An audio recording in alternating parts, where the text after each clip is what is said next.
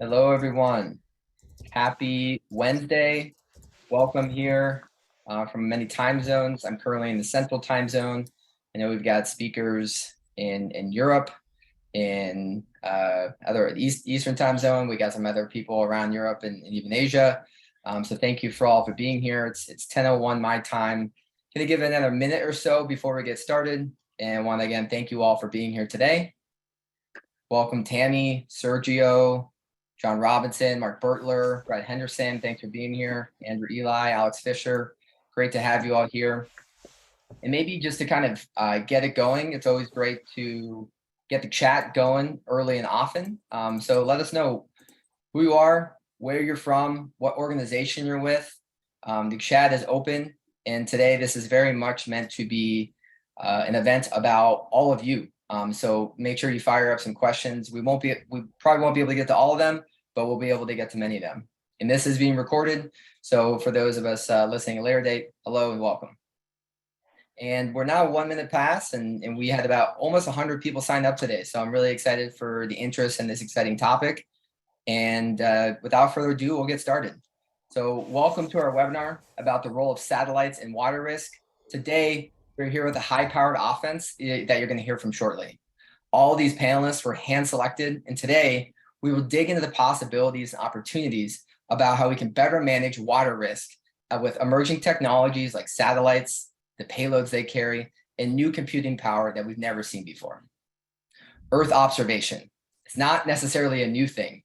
We've been observing Earth from space for a long time. As Dr. Marnix was saying earlier, the Coastal Zone Scanner in 1995, MODIS in 1999. But what's new today in 2023? And due to recent changes, what are the new frontiers that exist for different industries? With a population of around 8 billion people, more people, less space, climate change risk of 1.5 degrees Celsius, supply chain shocks, stress on the land or on agriculture needs. The list goes on and on. All of these factors are compounding into real challenges and risk for real organizations and people on the ground. Many orgs are asked to do more with less, and therein lies the opportunity. So that's a reason why we are here today. We need force multipliers. We need better actionable data insights in our hands, and we need it today, not something that's 5-10 years down the road. Actually, we need it yesterday. So now, frankly, I'm excited to stop talking and turn it over to these 4 companies that we have here. I'm going to ask all the 4 companies to give a 1-minute overview on what you do in this intersection of satellites, Earth observation, and water risk. And after the intros, I'm going to facilitate some questions that I already have. But remember, everyone in the audience, I'm looking at you, Brad, Fabian, Joe. This is a chance for you all to be selfish. Ask questions in the chat that you want answered. I can't promise they'll all be answered, but we'll do our best. So to start us off, Dr. Marnix Lan, please give us a little minute of who you are and your company, and I'd love to hear from you. Okay. Yeah, happy to join. I'm Marnix Lane. I'm one of the founders of Water Insight. Water Insight offers unique optical instruments and Earth observation information services for cost-effective digital monitoring of ecological water quality, allowing for real-time mitigation measures. Our focus is a bit on validation, so that's why we're also in the optical instruments. Our customers are research institutes, water managers for bathing water, water surface water and drinking water, aquaculture companies and dredging companies at the moment. We are in business since 17 years and we're located in the Netherlands in Europe. Guess that's it. Thank you, Marnix. Marshall, you are next, and the chat is now open officially. Sorry, it was turned off, so please. Who are you? Where are you from? Fire up some questions in there. Thanks for letting me know. Marshall? Sure. Hello, everyone. I am Marshall Mutino. Good to see some familiar names in the chat. I founded Upstream 7 years ago. We have 2 products, one that is focused on helping organizations monitor landscapes and is a marketplace for geospatial data and imagery.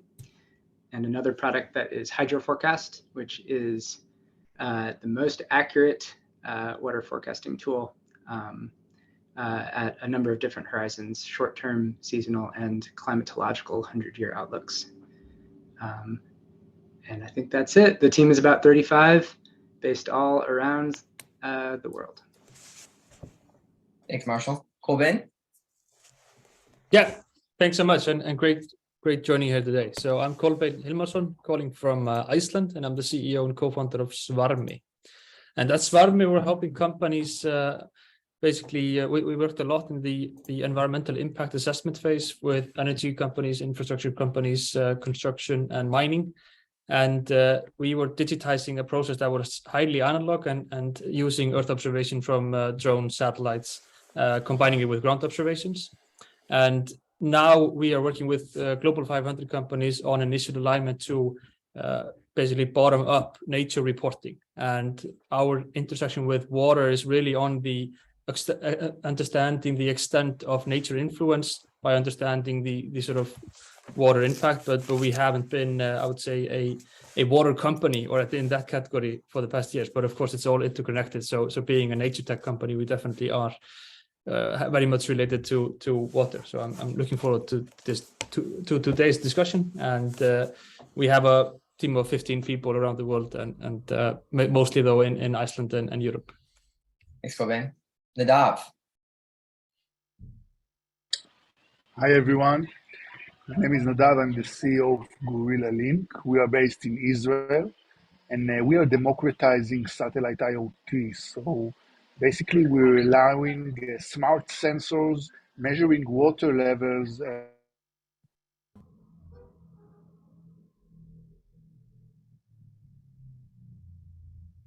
think Nadav's Wi-Fi is a little spotty.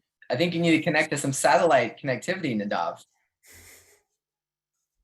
Can you hear me now? I can hear you, yes.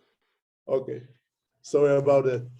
As I said, we help smart sensing meters to transmit the data using satellites and not cellular, for example. This helps as a use case, helping governments measuring better the water requirements for farmers, as an example, and then allowing better usage of the water in real time. So like opening pipes, pipelines, etc., according to the real-time data in very remote locations all over the world. Basically democratizing the real-time data of the soil in order to put more water if required, and more about this later. Thanks, Nadav. So as you heard, a Gorilla Link, Upstream Tech, Water Insights, and Svarmi. We'll put the links in the chat here. But so, as I said, use the chat, ask them questions in the chat or the question function. And I've got about 5 questions ready to go, but I also want to hear from you. And thank you to who already asked one of the questions. We'll get to that later. So to first start, I'm interested in a little bit of a historical lens perspective into where we are today. What has changed in the last, let's say, 10 years that's allowed you to bring value to your customers? And they say what's changed from like a technological standpoint. That could be the rise of new C2 sensors. That could be the rise of new payloads on the satellites. That could be the rise of some new ML model, whatever it may be. But interested in a kind of a tech focus of what is new that's allowing you to deliver insights to your customers today that wasn't available, let's say, 10 years ago. And I'll start with you, Marnix. Well, for us, it's obviously the Sentinel program with the satellites that go with it. I see people nodding. Actually, we had quite a good Sentinel and Maris service running, and then Maris just went bust from one day to the other, and there went our service and the clients, etc. So with the Sentinel program, having say backups, multiple instances of the same satellite, and a guaranteed program, I think it's up to 2050 or something. Yeah, that for us is a game changer, because we want to be an operational service, which is only possible if the infrastructure is there as well. Thanks, Marnix. And We'll go Marnix, Colbain, and Nadav. And to all my speakers too, this is a free for all pandemonium. So feel free to jump in, but I'll go to Marshall next. I think I have a number of like techno-focused answers, but for us, I think the biggest shift has been just the broader perception that these data exist and they can help in some way in decision-making processes. Ultimately, I think a lot of the alternatives were, for us, driving to the place and getting out of the car and looking around and seeing if a field was dry or growing something, or just looking at the weather channel to make a decision on how to bid into an energy market. And I think the perception of, the broader understanding that there is better data available to make decisions. It's an educational process, but that's been a big shift, I think, for us. From the technology side, of course, shifting from in the hydrology place, especially shifting from conceptual models to machine learning based models does allow for more rapid integration of inputs like satellite imagery. To redo a massive physical model with a new input is a large undertaking, whereas with the right kinds of time series forecasting machine learning models, you can do that more rapidly. So that's been a big shift for us as an enabling technology. And I think in general, meteorological forecasts are still lagging behind, but for companies like ours, building on Marnix's answer, just the ease of access of those underlying geospatial data sets for small companies has, I think, just been totally reinvented over the last decade. Love that. Colbain, what are you thinking? Yeah, I think they stole all of the good points. I mean, I think it's really the sort of pyramid of availability that's really like at the bottom layer, and then sort of accessibility, as mentioned, and looking at the top layer of usability. I feel like that's of course rapidly evolving, but still, I feel like the level of abstraction could be higher, especially towards end buyers and sort of understanding what you're going to get from the data. And that's where I think like a lot of companies are emerging, and it's becoming more verticalized in specific sectors, specific problems to be focused on. But I think that's becoming more feasible now also for someone to start a company focused on a particular problem, because the infrastructure exists and you can plug into open source data, you can plug into various sources of commercial data, and you can more easily fuse different sources together, although it's of course a lot of challenges still associated with that.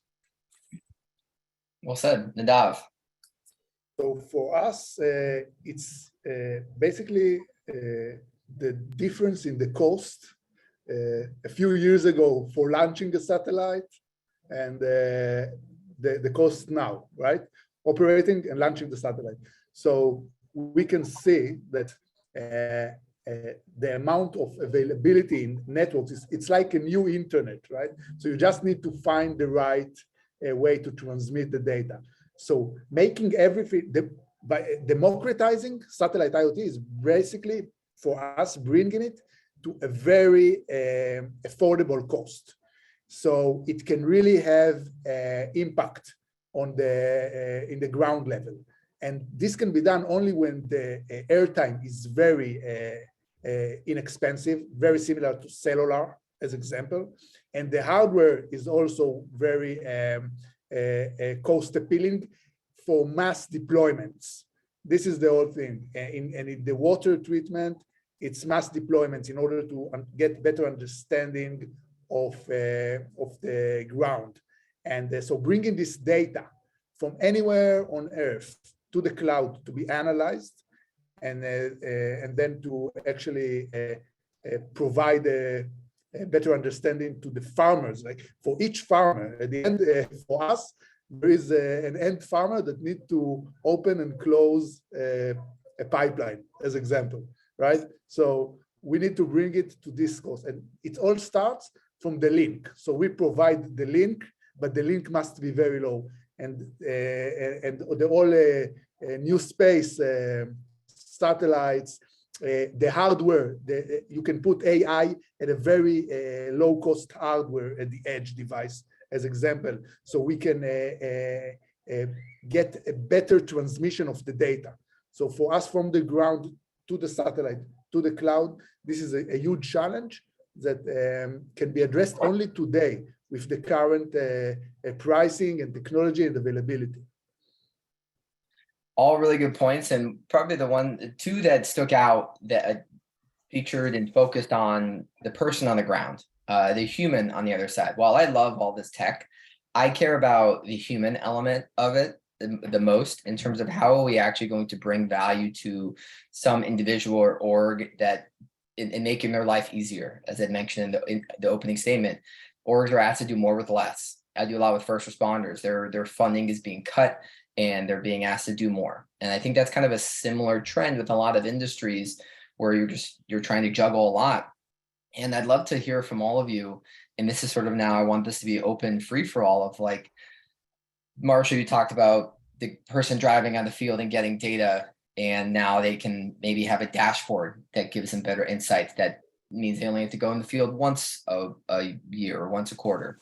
And Nadav, you mentioned aspects of having this sensor, that, or the access to the sensor that tells you kind of when to turn it on and off, and that can even be automated, which can help allow free up time for something else, can help cut costs. I mean, just find these efficiencies.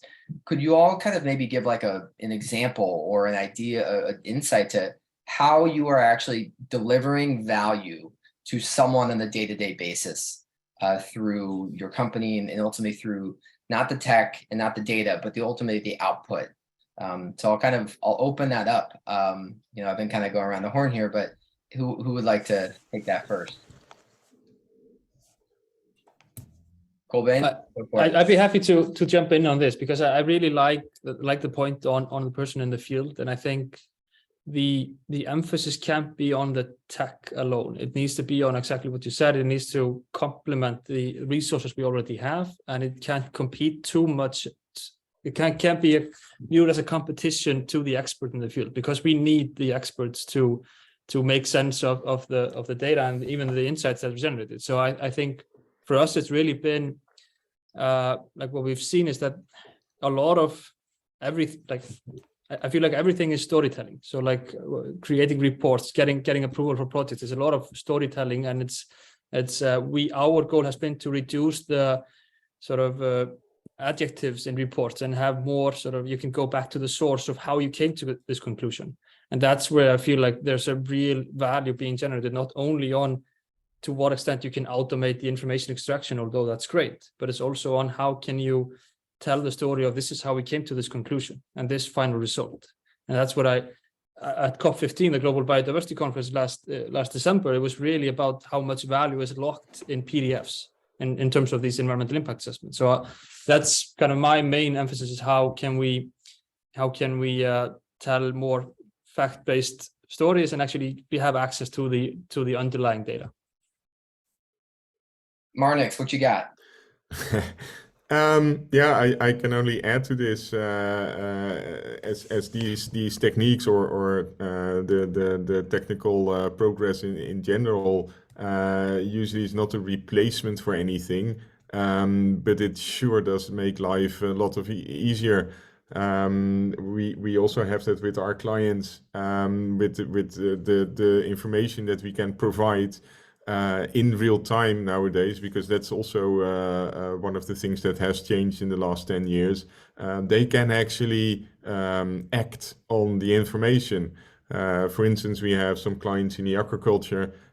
If we detect an algal bloom forming, we can relay that, not exactly real time, but soon enough for these people to take mitigation actions.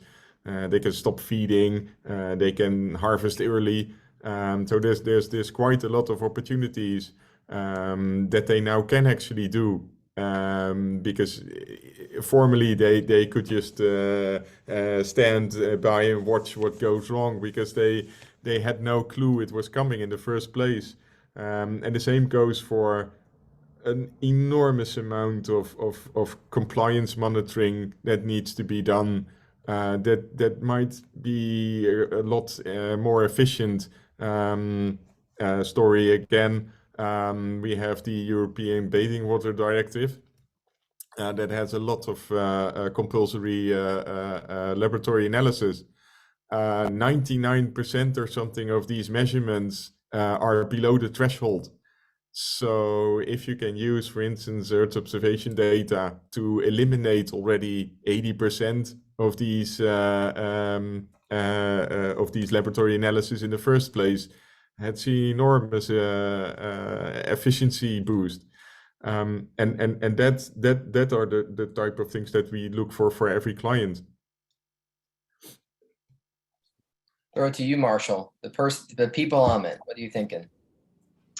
Yeah, I can give three, and I'll just talk about it from the Hydro Forecast product perspective. I can give three pretty succinct examples. One of the U.S. Army Corps of Engineer offices uses our forecasts for flood control. So they look at it and see if flows are going to increase in a meaningful way where they have to draw down the dam. So they make a decision on we should release or lower the level of the dam because a big storm is coming. Energy utilities use it to determine how they're going to bid into an energy market. So they look at the upcoming 10 days and decide how they want to position themselves in terms of generating alongside other intermittent renewables. And then we've developed some long-term, like a seasonal forecast, and then a 100-year climatological outlook. And people use those to look at more water supply questions. So in California, of course, people are looking at using those forecasts in the lens of how do we participate in, for example, a water market, or how do we need to change our allocation behavior across the state? And then for those 100-year ones, we've seen people use it to do diligence on asset acquisition. In one case, organization was about to acquire a bunch of marinas and Army Corps assets. And they use that 100-year outlook to understand if the operation of those marinas would be jeopardized across all of the distribution of different climatological scenarios. So those are just three examples of how some of our customers use hydro forecasts. But I think just like the thrust of it is that we have found a lot of success taking it that extra step to the decision. That's been crucial for us.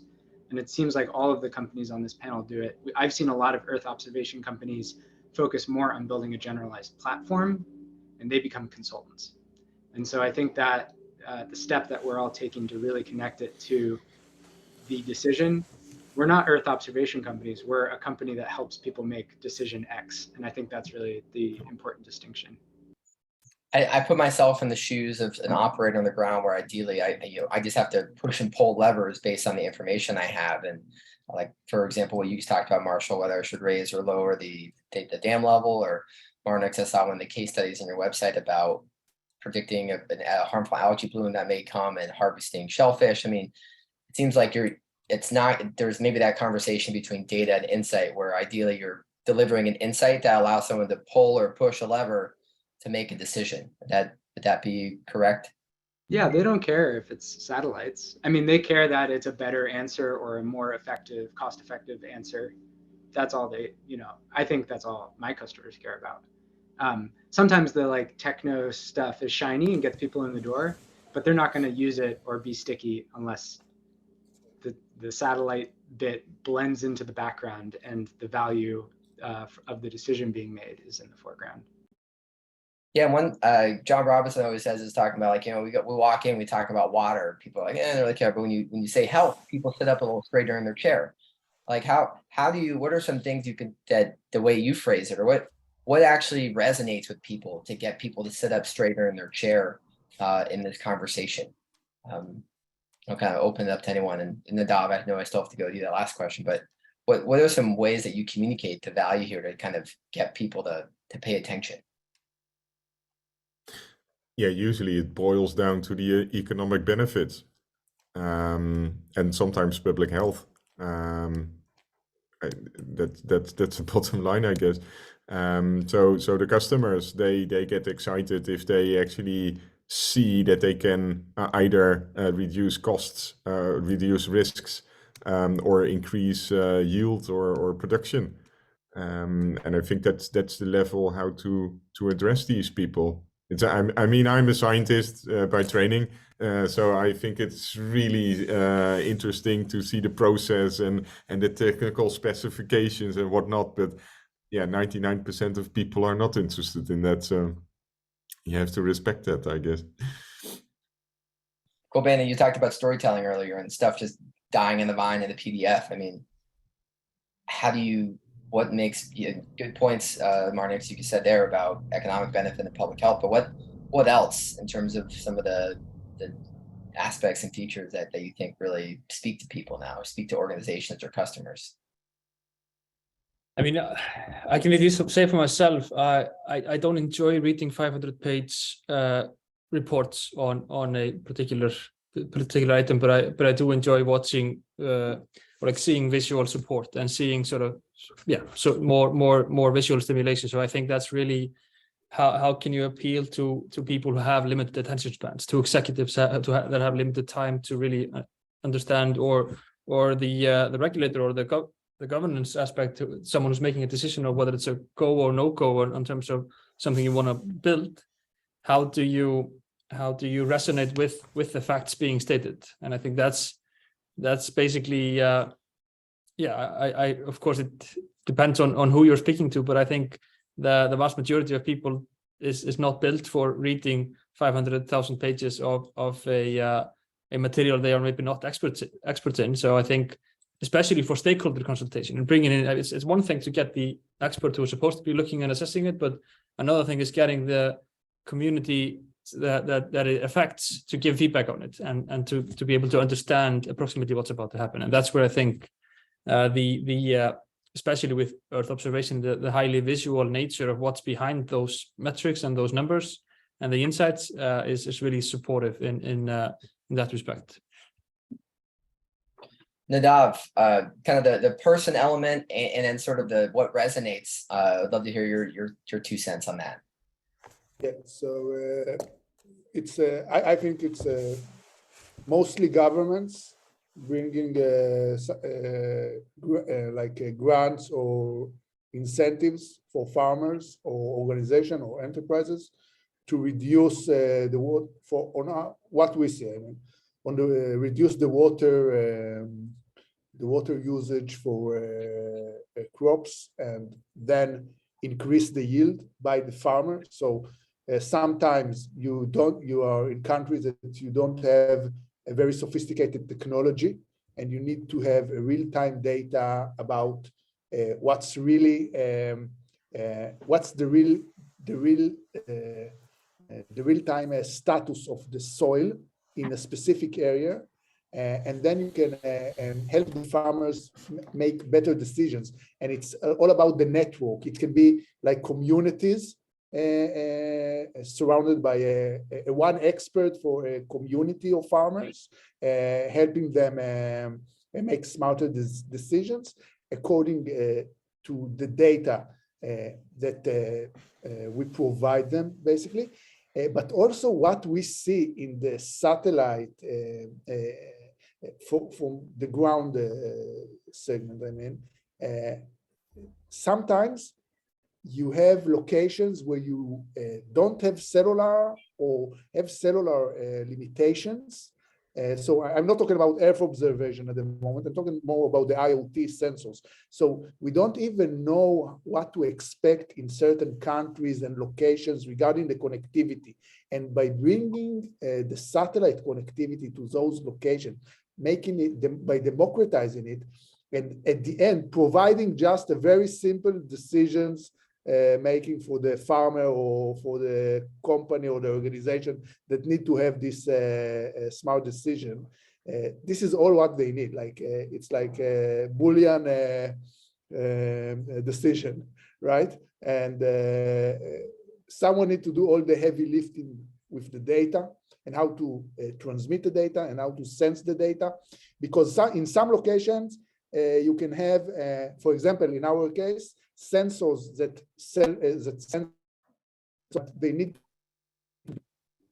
Oh, I hope you can hear me. It's cutting out a little bit, but I hear you. So yeah, finish off your thought. So in some locations, some countries, some areas, they must have like a sensor that sends the soil for 4 meters. And then and only if it will be 4 meters beneath ground, it will get this, you can make the smart decision. And in some locations, it can be a half a meter sensor, just giving what we're seeing.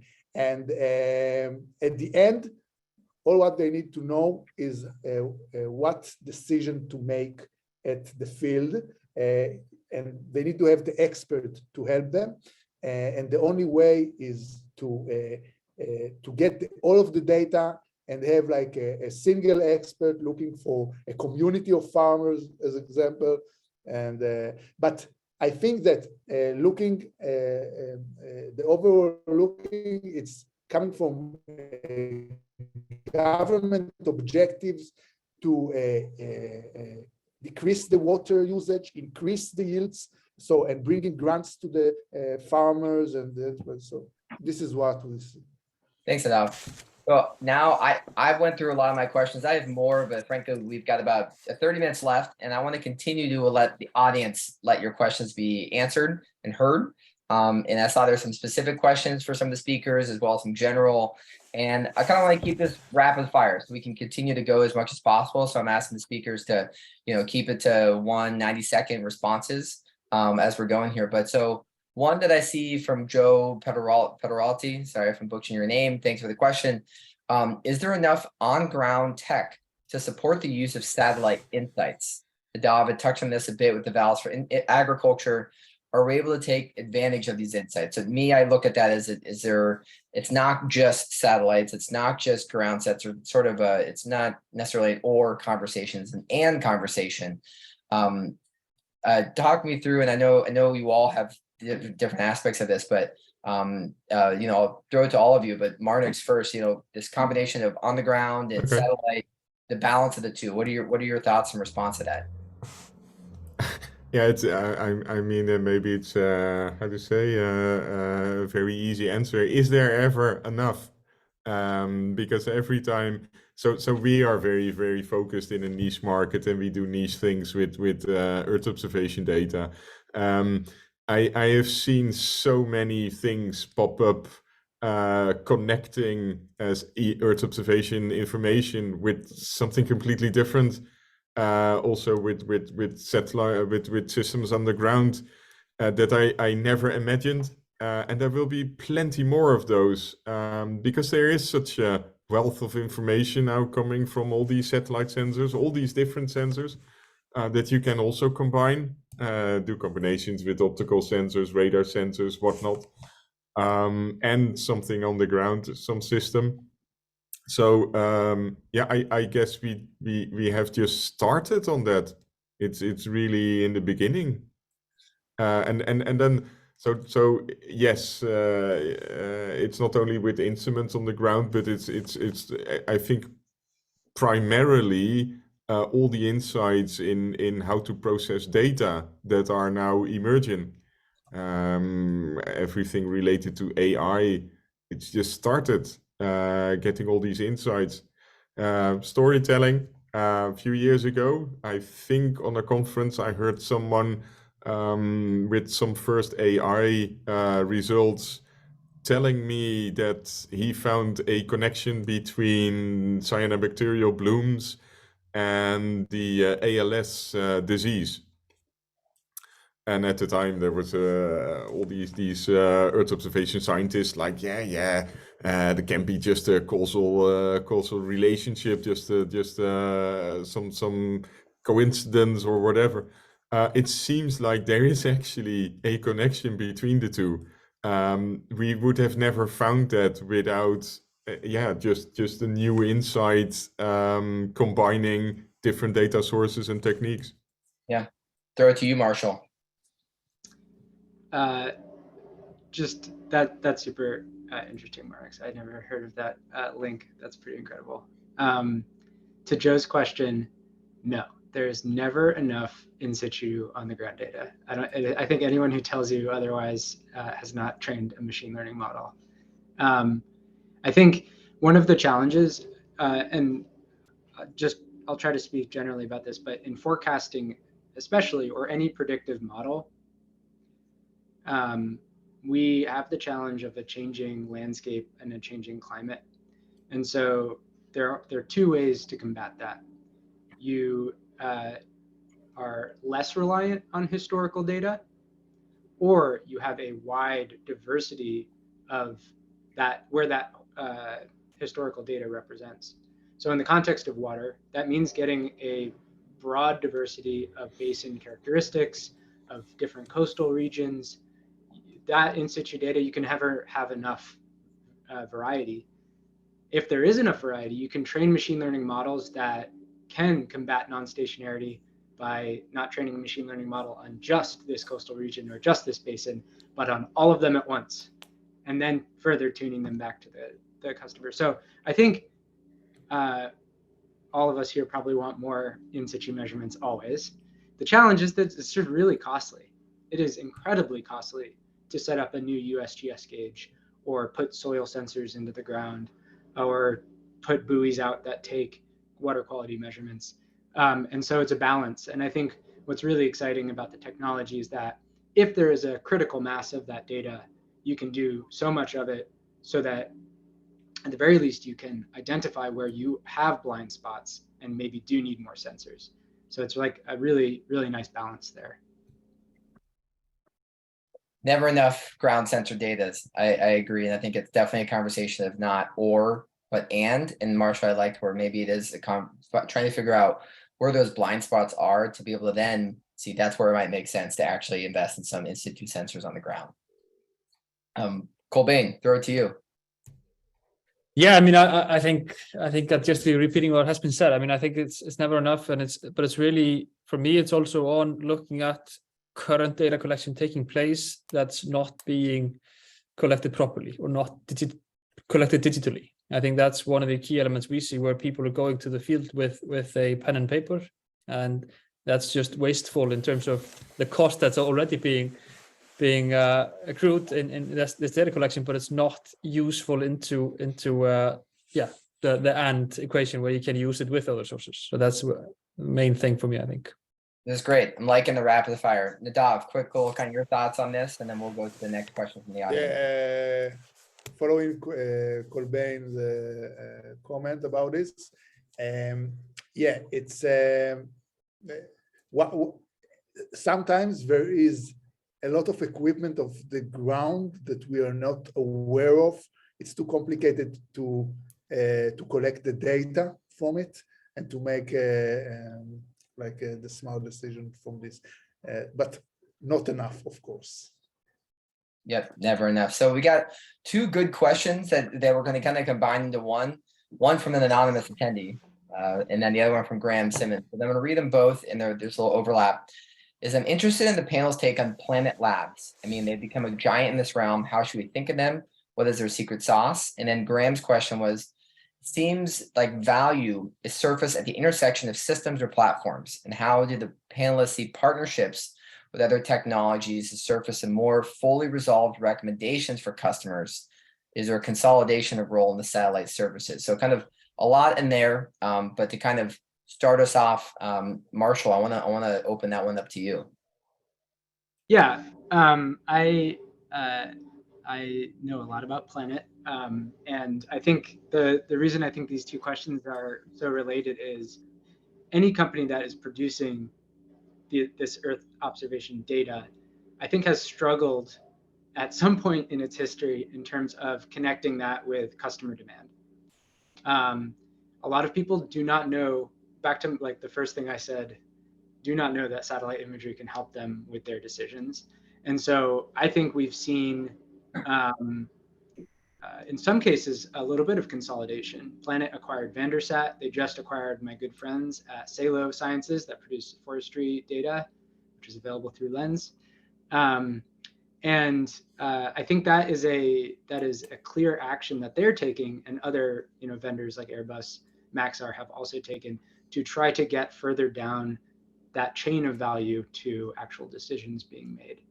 I still think it's a struggle, and the reason why I think it's really important, the question of democratized access to Earth observations has not been answered, and I think the reason for that is an organization like Planet or Maxar or Airbus cannot transact with small organizations.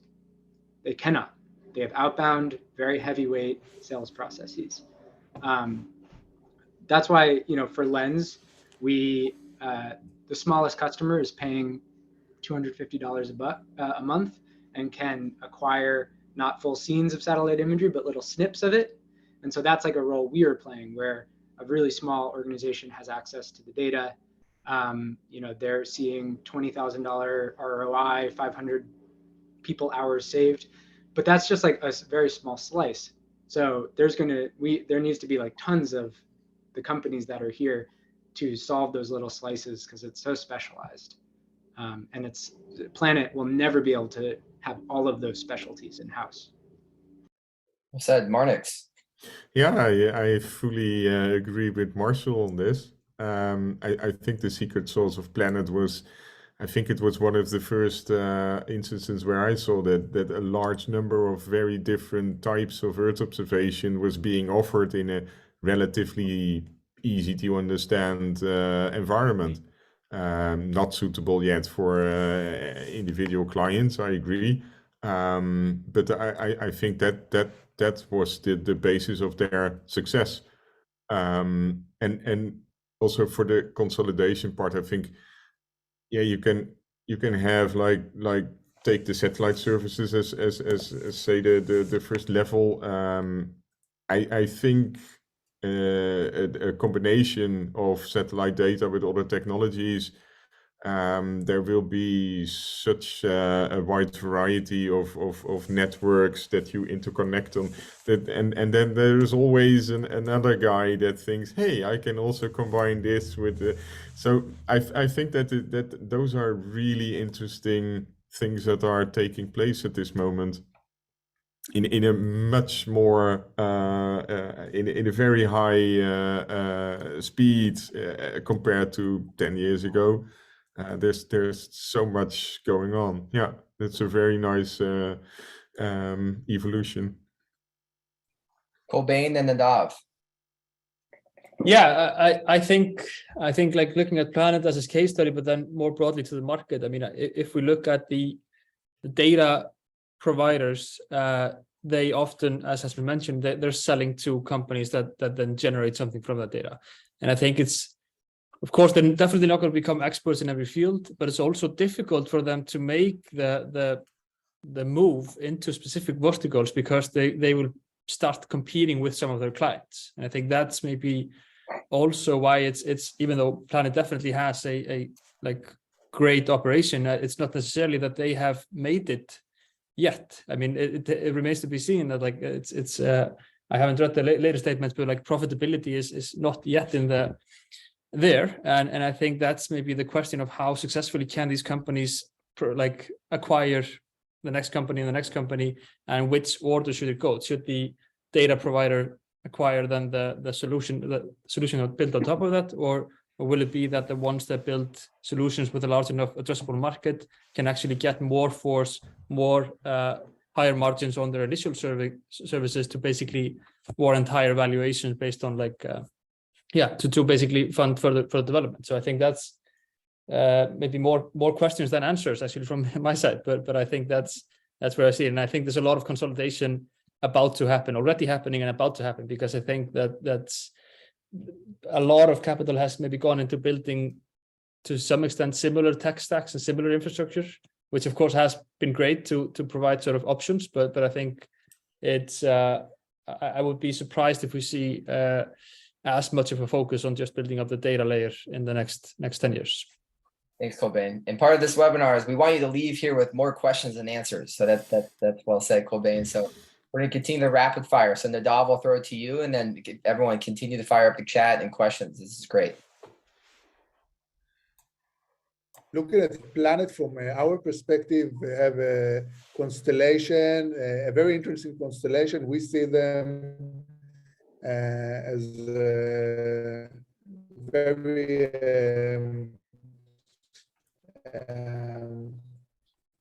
very important new space company in in the data link say from our side of the planet perspective.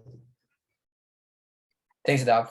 Well, I got another question here from Ted Pine. Thanks for the question, Ted. I'm going to read that out loud, and then we'll kind of just go around the horn. The panel has articulated a number of economic, regulatory, and process efficiency benefits of satellite observation tech adoption. On the flip side, are you running into any institutional or human factor obstacles to the new technology and process adoption? To me, this question can be bundled into a small phrase of obstacles of change management. What have you encountered from your own lived experiences as a business operators, and what are ways to maybe overcome them? So, Marnix, I'll start with you. Okay, yeah, both actually, very simple. For the water boards or other organizations where we talked about satellite data for operational use or the optical instruments that we developed. There is, of course, how to say, resistance, because then they think, oh, but all of our guys at the laboratory, shall we send them home? We don't want to do that, etc. I think these things are relatively easy to overcome, because Earth observation is an addition. It's not a replacement. It's an addition that will help you to do to reach your goal in a more efficient way. So usually that helps, and they also understand that things are changing. I mean, a lot of field operators in the Netherlands have had how to say, a schooling to become drone operators, for instance. So there's this constant. Actually, what you want to do is the simple things. They get replaced with more technology. But that also means that the people that are doing that are also a bit higher schooled, and so but the upside for them is that they will do more interesting jobs. So that resistance is easier to overcome than the institutional resistance. For instance, where in the EU we have the Water Framework Directive, where all the member states sort of decide what methods are agreeable, are allowed to be used for the reporting. In some member states, like Finland, using remote sensing is allowed to do the water reporting to Brussels. In the Netherlands, it's not. And so therefore it cannot be used until some commission in a few years' time will have lots and lots of meetings and then decide, yeah, okay, we might want to do that. In the meantime, we cannot offer this as a service.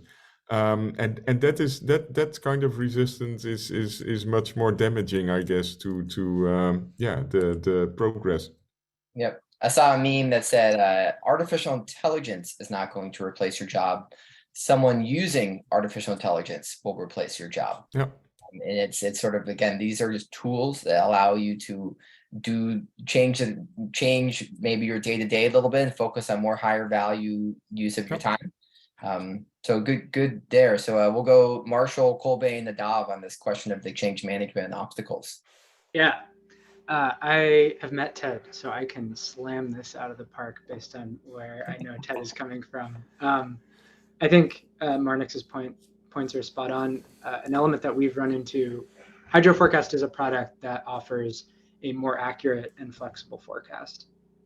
And organizations are going to see that, even if it's been proven out time and time again and evaluated by third parties, which it has been for us. Organizations are going to see that and say, how do I know it's going to be more accurate for me in the future? Right? So that's risk. And I think that there are all sorts of business ways around that, and one way that we've approached it is a performance guarantee, or like some mechanism to help lower that risk. I'll mute because my dog sees someone. Okay, we're dog people here. It's all good. I'll go to Colbain. Yeah, no, I think I would just like to build upon what has been said, and I really agree with that. I think there is friction in the system, and I think often what has been done over the past 20 years is treated as the correct way, or like the reference point, and that can be also damaging when it's not being looked at what's the most accurate, but looking at how does it compare, like how well aligned is it to the prior method. And I think that's one difficult comparison that it's often done. And I think also what Marnix mentioned on the institutional element, where we're waiting for someone to sign or some meeting to happen for something to be approved for particular mandatory reporting and so forth. And I think the key there is to just look at requirements. I mean, it shouldn't say that these and these data sources are approved. It's just rather if you can demonstrate accuracy to this level, or you can demonstrate X, Y, Z factors, then it can be approved. And I think that's maybe the key, because if you start making rules now and regulations now on what's approved as a primary data collection method, then that's going to be restricted to what's possible in 5 years' time. So I think it's really about setting what does good look like, and just having it open enough so that technology can evolve and still meet those demands. Well said. Nadav. So we see very big problems in regulations in different locations, in different countries. And what we do is we try to eliminate those problems. But we do see that governments try to change those regulations problem and make it more accessible, because the pain is so big in some places. Like they really need a solution now. And for this, they're willing to help and bend the regulation a bit. So yes, on what we see in our type of products, we see regulations issues, but it is possible to eliminate them and make it more accessible to everyone. And new tech is always difficult to for the person in the field. It's always difficult, and the only way that we see that can be done is by using locals that already adopted such technologies as a showcase, like, and this is the spread the word to the world. Thanks, Nadav.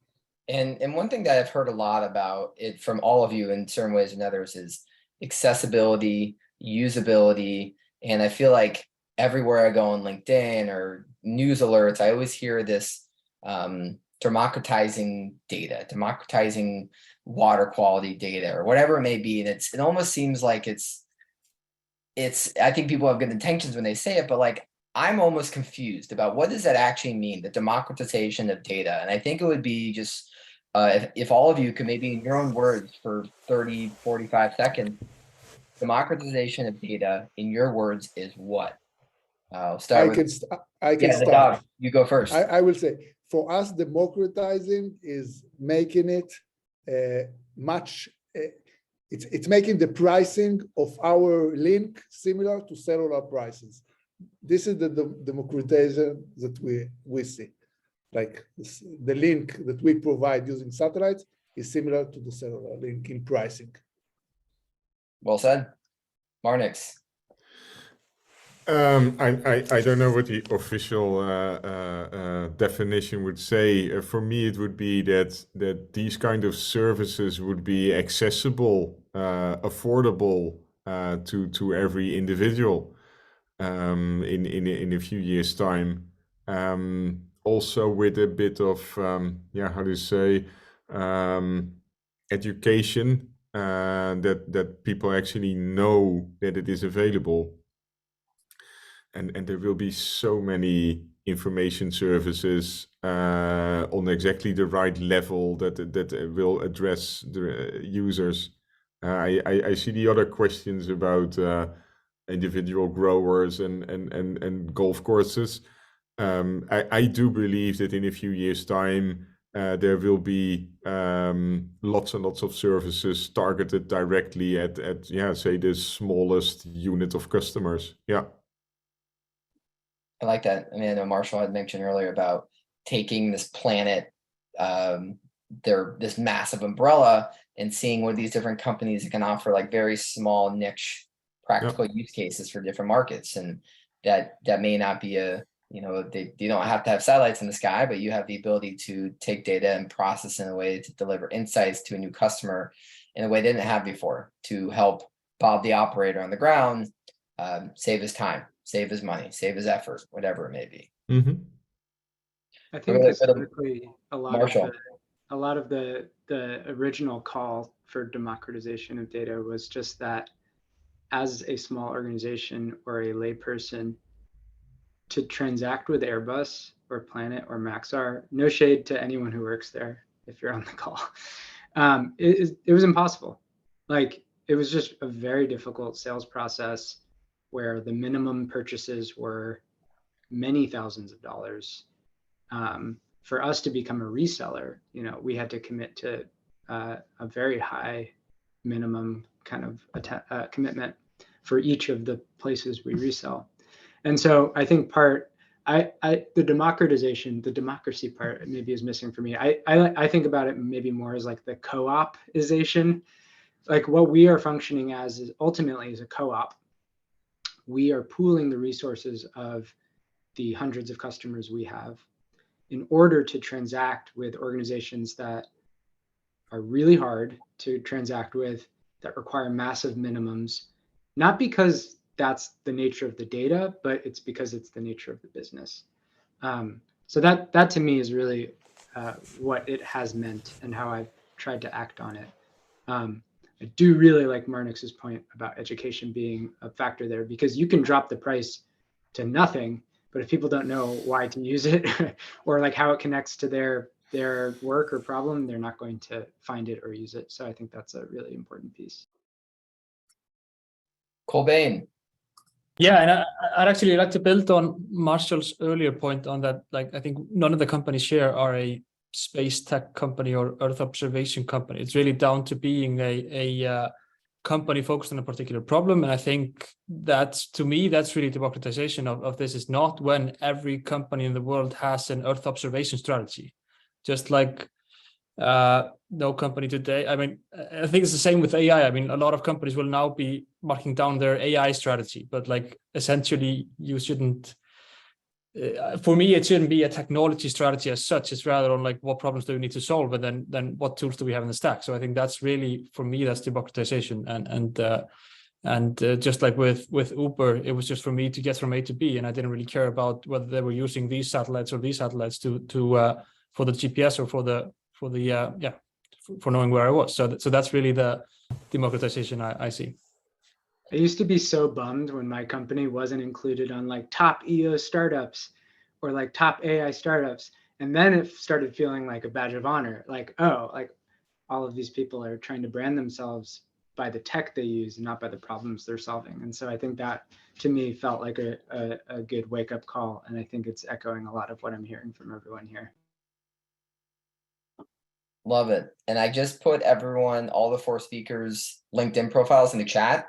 I recommend everyone that's listening, click on all their company links, click on their LinkedIn links, connect with them. This is just a beginning of a new partnership, and just kind of dropping a seed of opportunity to connect and explore a lot of this Earth observation. We're at the top of the hour, but I want to allow all the speakers sort of a last like 30-second mic drop. And in that, sort of like, I want you to ask a question. Okay, I want you to ask a question or give a challenge or a favorite quote, something to leave us here with. So Marnix, because your audio is off, I'm gonna go to you first. Just kind of a last 30-second or so final thoughts and insights from you. Any mic drop you got? Well, what we often see is and that's mentioned as well. I mean, we have the technology, and most of the time we don't know what people's problems are.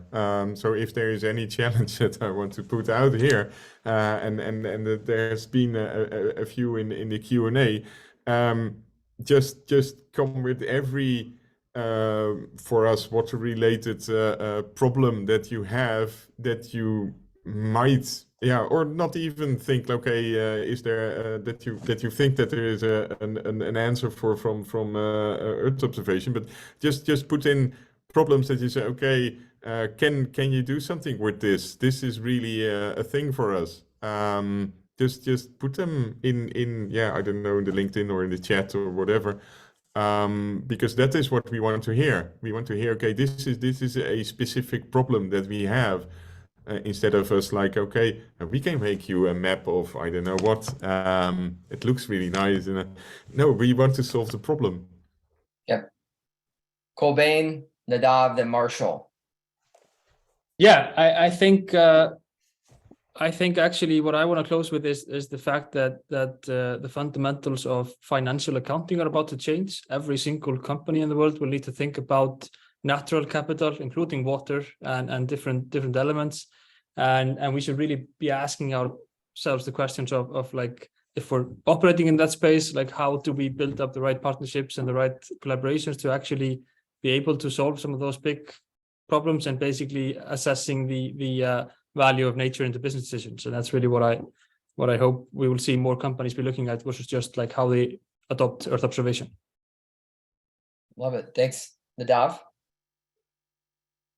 I think one thing, it's very interesting to see this group, different countries, different problems solving, and but the water as a problem is a problem of everyone, right? So I think that finding a true problem that also affects the life of the people and try to solve it and focus on it, it's both, it's good to have a very strong vision. This is what I mean, like a very strong goal of what you are doing and trying to solve, in order to make it a huge business and a huge problem-solving solution. Thanks, Nadav. And to round us out, Marshall. I am a technologist that does not like technology sometimes. And I think one of the themes I've heard from everyone here is that apply fancy technology sparingly and really understand the underlying problem that you're solving. So I think, and I urge my engineering team to do this. I see a lot of startups, so I'm going to give this perspective. Like, if there's a simple regression that does a better job than a machine learning model, don't use the machine learning model just to say you can do AI. If satellite imagery helps, great. If it doesn't, maybe it's not a good fit for the way you're solving the problem. So I think do more with less, keep it stupid simple, as was drilled into me in engineering school. And I think also integrate a lens of sustainable computing. If something like ChatGPT, which I'm surprised hasn't been mentioned yet or in the Q&A, is any indication, like you can have really fancy, very environmentally taxing algorithms that have all the shiny bells and whistles. At the end of the day,